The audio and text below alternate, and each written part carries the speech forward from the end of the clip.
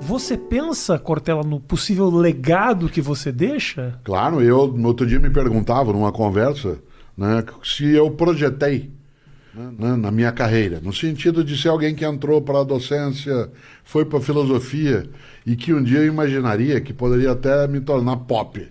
Né? Afinal de contas, Você ser pop. Muito pop. Ser pop com filosofia é algo que até poderia se imaginar que poderia sê-lo de algum modo. Mas como professor, né, era uma coisa um pouco estranha. E eu disse o seguinte, nunca eu projetei, coloquei como um plano programado, né, de atividades. O que eu fiz foi colocar para mim um princípio, de que eu deveria ser o melhor naquilo que eu fizesse. Não melhor do que você, mas o meu melhor. Isto é, o melhor Cortella na docência, na família, teria que vir à tona.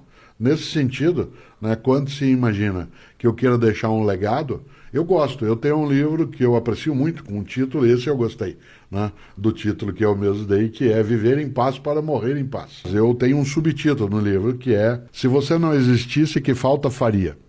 Que é uma coisa a não ser, deve ser pensada... Infelizmente eu penso nisso um pouco demais. Não deve ser pensado em excesso, tem que ser pensado com moderação, jamais após beber alguma coisa, nunca em estado de tristeza, mas deve ser pensado vez ou outra. E eu sempre digo que se eu não existisse, eu quero fazer falta. Eu quero fazer falta. Esse é o meu legado.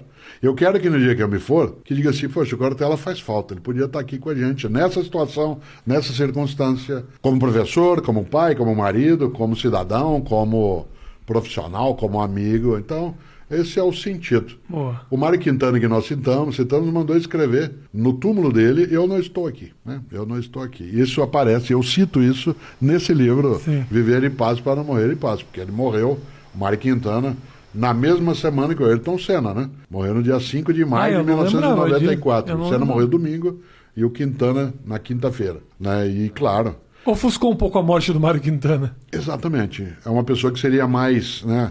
Eu pego uma pessoa que eu lembro muito com grande energia, a gente falava de reencarnacionismo, né? Ou de a questão da transmigração de alma, ou o que for. Uma pessoa admirável, que eu tenho uma admiração imensa, é Chico Xavier. Chico Xavier morreu em 2002, no dia que nós ganhamos o Penta, certo?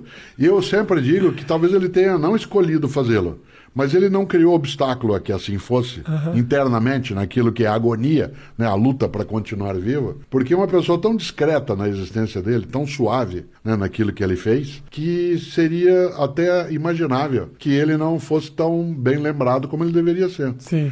Eu não sou, como disse, reencarnacionista, mas tenho uma admiração imensa, né, pelo Chico Xavier. Alguém que passou a vida lidando com a maior dificuldade nossa, que é a morte. Né? E o fez de forma partilhante.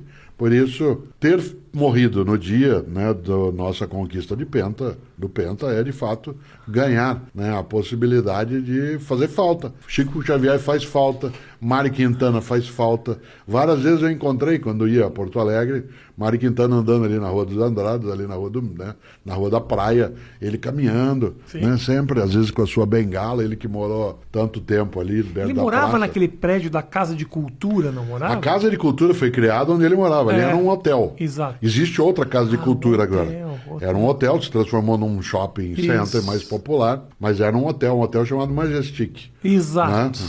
E ele, sim, dali ele fez muitas coisas, inclusive o quarto dele foi preservado com algumas das coisas e depois levaram para outro espaço. E eu admiro tanto, né, as ideias de Mário Quintana, porque ele foi capaz, né, de ter uma existência na qual ele faz falta. Então, ele faz falta não só porque ele era um poeta, mas porque ele fez traduções magníficas de outros idiomas, de obras que a gente, sem ele, nós não teríamos tanto encantamento. Né? Então, há pessoas, porque ele era tradutor também, né? Há pessoas que são imprescindíveis. A clássica frase do Brecht, né, ela se aplica muito de verdade a algumas pessoas. O Mário Quintana é uma delas. Poxa, esse papo todo me faz muito pensar sobre essa questão realmente do o legado, né? Eu fico, porque inevitavelmente comunicadores, a gente toca a vida das pessoas de alguma forma.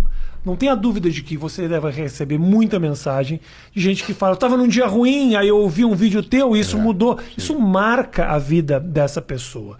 E a gente, como filósofo, num caso comediante, eu me sinto envaidecido quando eu sinto que eu melhorei de alguma forma a vida de alguém. Como eu repito constantemente, com certeza já piorei também a vida de muita gente. Claro, eu também, eu sou professor. Eu piorei 47 anos de docência, por vários momentos eu encontro pessoas que dizem, um dia você falou uma coisa que mudou a minha vida. E eu fico pensando nessa hora, sem descartar o elogio, naquilo que eu não disse, deveria ter falado, e em coisas que disse que não deveria tê-lo feito. Isso. Né?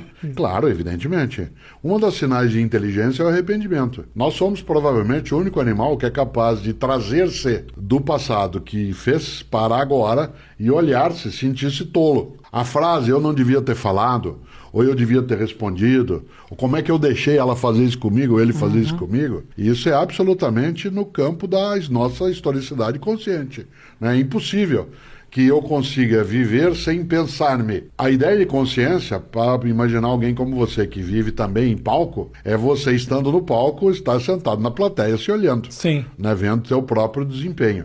Né, esse distanciamento, algumas pessoas bloqueiam. Outras são capazes de rever-se, né, olhar aquilo que conseguiram fazer e seguir com um aprendizado. Mas que, sem dúvida, né, deixar o legado é algo que pode ser feito por algo que se torna, para uma pessoa que se torna importante, ou pode ser apenas, né, você produz um impacto como aquele que atirou no John Lennon em dezembro de 1980, né, e fez por quê? Para ser notado.